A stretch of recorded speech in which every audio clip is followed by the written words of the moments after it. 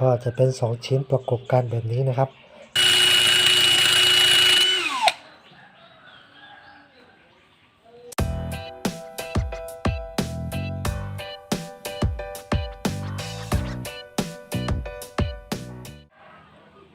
สวัสดีครับพบกับผมช่างพ่อบ้าน DIY นะครับวันนี้ผมจะมารีวิวหินรับมีดนะครับก็อันนี้ผมก็สั่งมาจากใน Lazada นะครับราคาอยู่ที่40กว่าก็เกือบ50นะครับรวมค่าส่งก็ประมาณ100นะครับอันนี้คือผมแกะไว้ก่อนแล้วนะครับผมก็จะมาเอามาให้ทุกท่านดูนะเป็นลักษณะอย่างนี้นะครับนี่เป็นลักษณะแบบนี้นะครับก็จะเป็น2ชิ้นประกบกันแบบนี้นะครับแล้วเราก็เอามีดมาไว้ตรงกลางนี่มันก็จะหมุนมันก็จะฝนอัตโนมัตินะครับสำหรับพ่วงกับสว่านนะครับสว่านไฟฟ้าหรือว่าสว่านแบตก็ได้นะครับโอเคเดี๋ยวผมจะทดลองใช้ให้ทุกท่านดูนะครับว่าเป็นยังไงนะครับเราก็มาดูวิธีใช้นะครับแล้วก็เอาสว่านมาแล้วก็ใส่เข้าไปที่สว่านเลยนะครับแล้วก็หมุนล็อกไว้ทีนี้ก็เอามาใส่กับตัวปากกาจับชิ้นงานนะครับหรือว่าใครจะทำแบบไหนก็ได้นะครับแต่ว่าผมจะทำแบบนี้นะครับถ้าใครที่มีตัวจับตัวนี้ก็ดีนะครับซื้อตัวจับมาด้วยก็ดีนะครับนี่นะครับเสร็จแล้วผมก็จะกดนี่นะครับแล้วก็เอามีดนะครับนี่คือมีดที่เราจะฝนนะครับ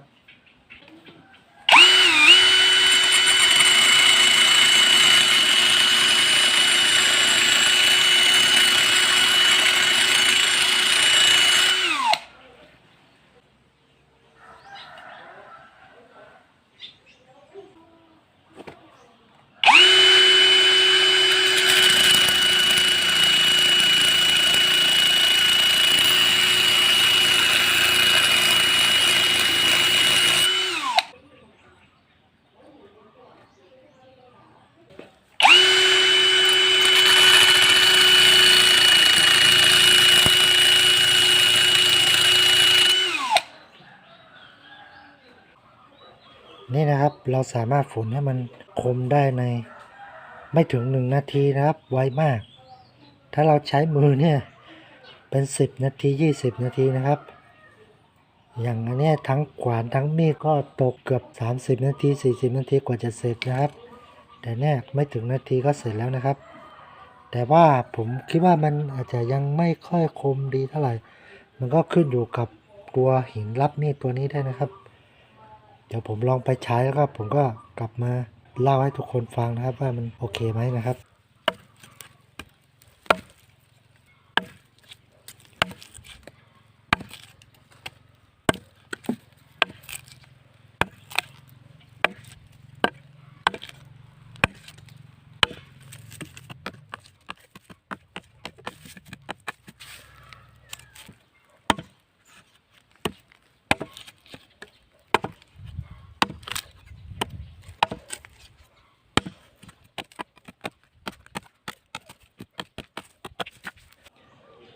โอเคครับหลังจากที่ผมทดลองใช้แล้วก็ถือว่าใช้ได้ดีนะครับเร็วดีนะครับเราก็ไม่ต้องไปเสียเวลานั่งฝนนะครับก็ประหยัดเวลาขึ้นเยอะนะครับแต่ว่าผมเพิ่มเติมนิดนึงก็คือจะใช้ตัวนี้มันก็จะทำให้ตัวมีดของเรานะครับมันก็จะคมเฉพาะตรงปลายนี่นะครับถ้าเป็นไปได้เราก็ฝนนี่รอบนึงแล้วเราก็ไปฝนกับหินรับมีดอย่างละเอียดอีกรอบนึงนะครับเพื่อใบมีดมันจะได้คมกว่านี้นะครับแต่ถ้าใครที่พอใจกับการฝนแค่นี้ก็พอใช้ได้นะครับถ้าใครที่สนใจตัวหินรับมีดนี้นะครับก็สามารถคลิกลิงก์ใต้คลิปนะครับสั่งซื้อได้นะครับโอเคครับคลิปนี้ก็จบเพียงเท่านี้นะครับหวังว่าจะเป็นประโยชน์กับใครที่กำลังจะเลือกซื้อตัวหินรับมีดตัวนี้นะครับขอบคุณที่ติดตามชมครับสวัสดีครับ